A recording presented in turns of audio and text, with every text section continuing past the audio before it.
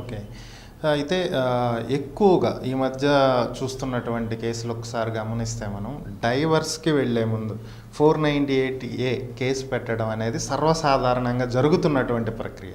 అంటే అందరూ పెడుతున్నారని అనలేము. ఎక్కువ మంది ఇటువైపు అడుగులు వేస్తున్నారు. మరి డైవర్స్ తీసుకోవాలి అనుకున్నప్పుడు అసలు 498 పెట్టాలి అనేది ఏమన్నా మ్యాండేటరీ రూలా? లేదంటే అది సహాయపడుతుంది, డైవర్స్ త్వరగా వస్తాయి అనే ఉద్దేశంతో ఏమన్నా పెడుతున్నారా? మంచి ప్రశ్న వేశారండి.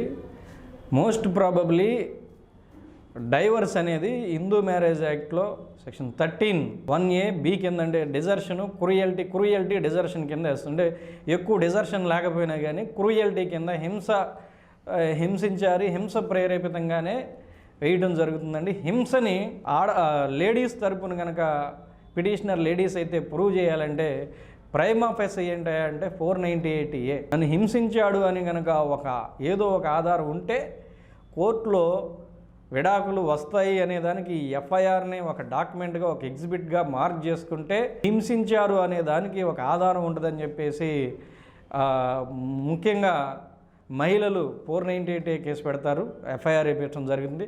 498 ఎఫ్ఐఆర్ అనేది మ్యాండేటరీ కాదు. హింసించారు అనే దానికి ఆధారం ఏదున్నా కానీ ఫోన్ కాన్వర్జేషన్లో కానీ వీడియో రికార్డింగ్ ఆడియో ఎవిడెన్సెస్ కానీ ఆ చూసినటువంటి ప్రైమా ఫెసి ఎవిడెన్సెస్ కానీ ఏమున్నా సరిపోతాయి. కాకపోతే ఒక డాక్యుమెంటరీ ఎఫ్ఐఆర్ అనేది ఒక పబ్లిక్ డాక్యుమెంట్ కాబట్టి ఆ డాక్యుమెంటరీ ఎవిడెన్స్ని డైవర్స్ పిటిషన్లో ఎగ్జిబిట్గా మార్క్ చేసుకుంటే కొంచెం సులువుగా ఉంటుంది అనేటువంటి దాంతో 498 పెడతారు. కానీ ఎఫ్ఐఆర్ వేయటం వల్లనే విడాకులు వస్తాయి అనే దాంట్లో ఎక్కువ వాస్తవం లేదు.